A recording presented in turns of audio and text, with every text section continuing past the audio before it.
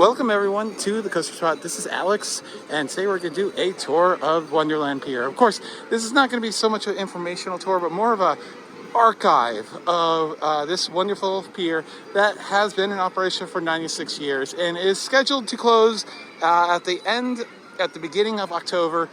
Maybe someone's going to come in and buy it and revitalize it. I don't know. But as far as current ownership goes, it is going to be sold. And this is worth a lot of money as far as building new hotels or other types of things with all this oceanfront property. So let's go inside and check it out and show you everything you could do here. And yeah, let's do this. I'm excited.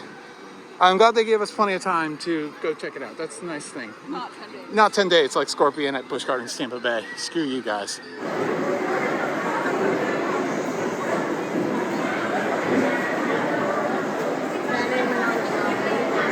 Now, the first thing when you come in here is an absolutely gorgeous hand-carved PTC wooden carousel. This is the classic. This is over 100 years old.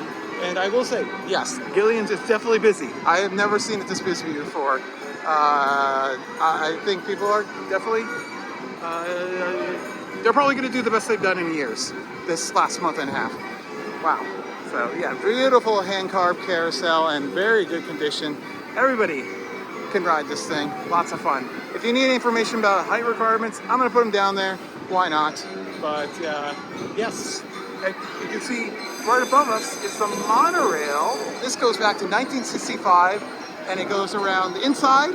That's where you board it, and then it takes you outside about halfway down the pier into the music park to show you a bird's eye view of all the attractions.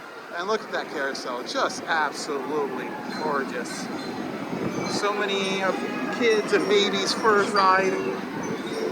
So beautiful. And in very good condition too. Yes. Hopefully this thing sees a new life and does not get split up, because that's what sometimes happens when carousels shut down. They sell off the carousel horses one by one because it gets them more money. But hopefully that is not the case.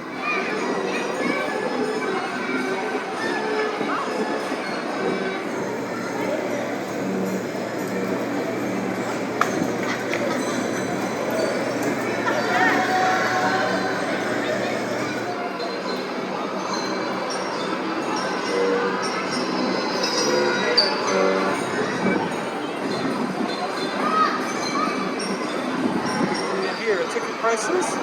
They do have plenty of specials for wristband specials and everything like that. Be sure to check out the website when it's still a thing for that. They have like late night riding on Saturdays for 25 bucks, and then weekday specials as well.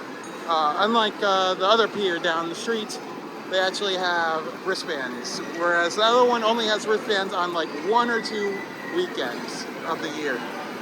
Here is the classic little fire engine ride, so cute.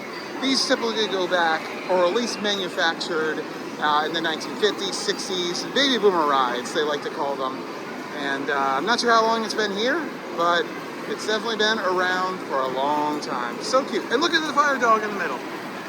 And then right behind it is going to be the Crazy Submarine, typically known as a crazy bus type ride. It takes you up and gently shows you this general area.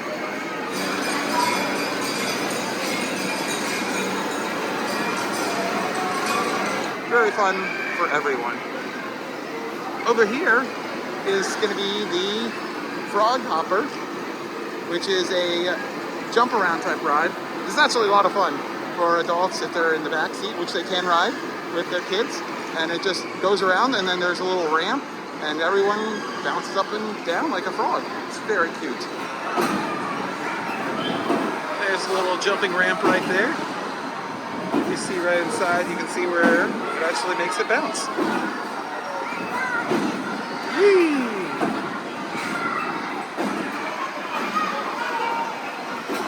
This is going to be the most modern kid ride they have here. Over here they have a little car ride. Dune buggies. Perfect for the beach environment. And then they have a small little arcade over there too. Arcade is pretty standard, nothing special.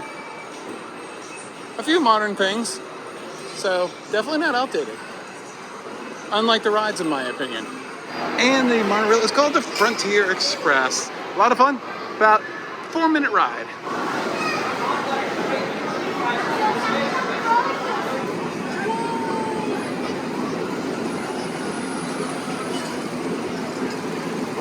They have a little show here with animatronics that are gonna do a little song, and someone paid $1 to do it. So everybody in the queue can watch it. This is great. Oh my God, I had no idea this was up here. This is a gem. And it's not creepy like the Country Bears. The dog with the red eyes is a little creepy.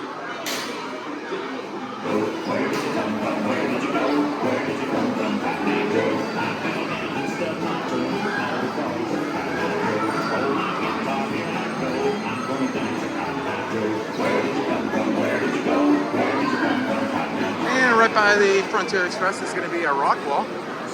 Only 4 credits. That's incredibly cheap. And you can do it between 45 and 250 pounds. Can I do it? I theoretically could do it, but I'm not going to. I'm not looking for a wait today. Then one last ride in this indoor area, which I believe historically did run a little bit longer than the rest of the season, because obviously they could have multiple of these garage doors closed, so it could run in the colder months. Is these little cute little boat rides. They actually float inside of here. So cute. Love the little lighthouse in the middle there. It's a nice little touch.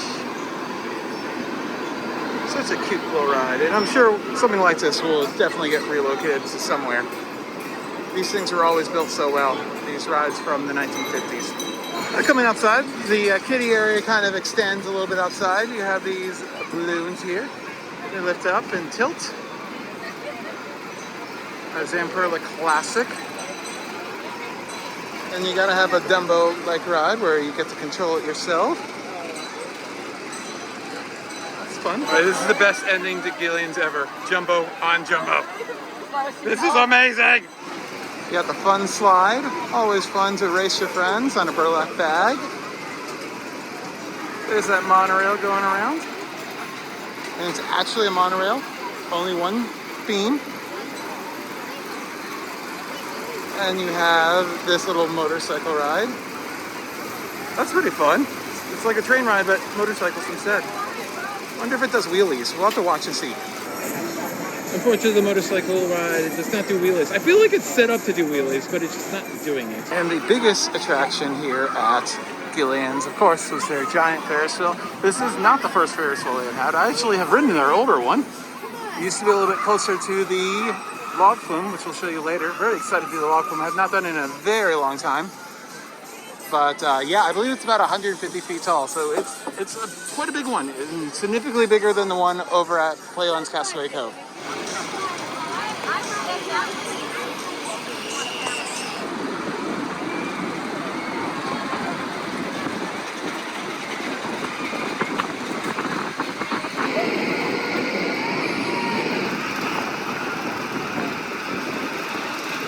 And then you have this funhouse type deal here.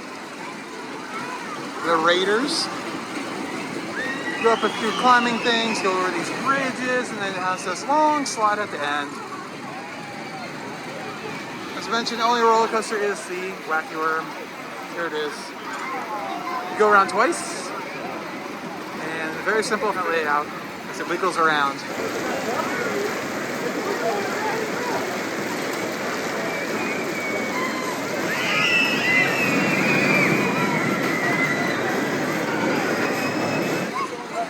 We have a mirror maze over here, the glass house. Very interesting to see, no canopy on top. It's very obvious this place is closing, or, you know, the current owner has given up. And they have a little kite flyer that's going to take you up and dip and dive as you're lying down. Very uncomfortable, in my opinion, but kids seem to love them.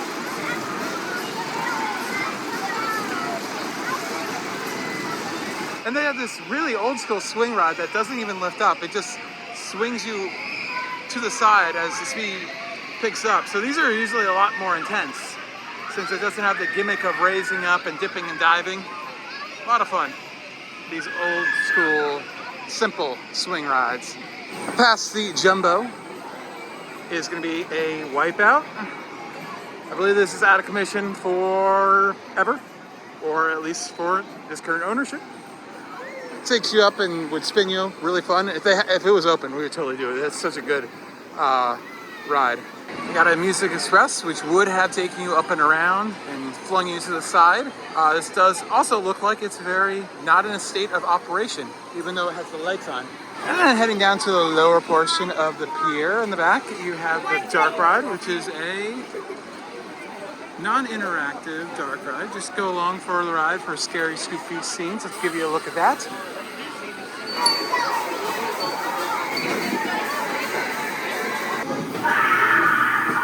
Oh, that's cool. The vehicle's rocking back and forth. Lots of black light. I love this. Cheese.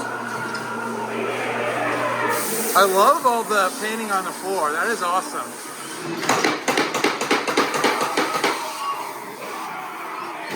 All the jump scares have been to the left. What the heck? And you have a classic tilt-a-whirl. You gotta have one of those. No two rides are gonna be the same. You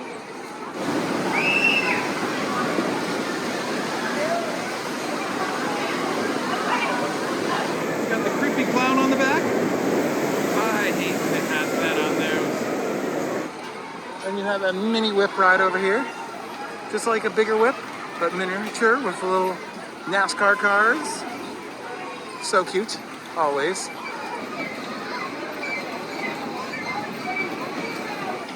I think over here there used to be bumper cars, but I think they are already been removed or were removed a long time ago. Yeah. If I had come here earlier this season and saw the park in this state, I would have said something's up. So, oh, it looks like they're storing a unused mini putt-putt under here. Or maybe it's usable. I don't know. Yeah, this is definitely where the bumper cars used to be. Yeah, this place is in a kind of a sad state. Runnings's kind of on a wall. When you remove all these rides, of course it's not going to be financially available. And then the Canyon Falls Log Flume. It's definitely one of the better rides here. Probably the best ride in the park, I would say, currently. Or at the end of what's actually operating. A really fun log ride. Have some show scenes, I'll show you those. And you don't get too wet. You have all these cool gnomes. Kind of creepy, but it adds to the charm, I think. Really cool lighting in here.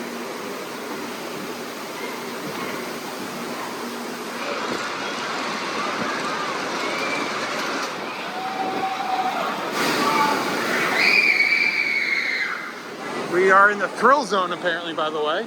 There is an upper deck with a frisbee type of attraction. Unfortunately, that is definitely done. It's been done. I don't think it's operated in a while. And yeah, but our final ride here is going to be a Moby Dick, which is a very, very common ride on the Jersey Shore. Pretty much every park has one. Takes you around, makes you feel a little weightlessness. Fun ride.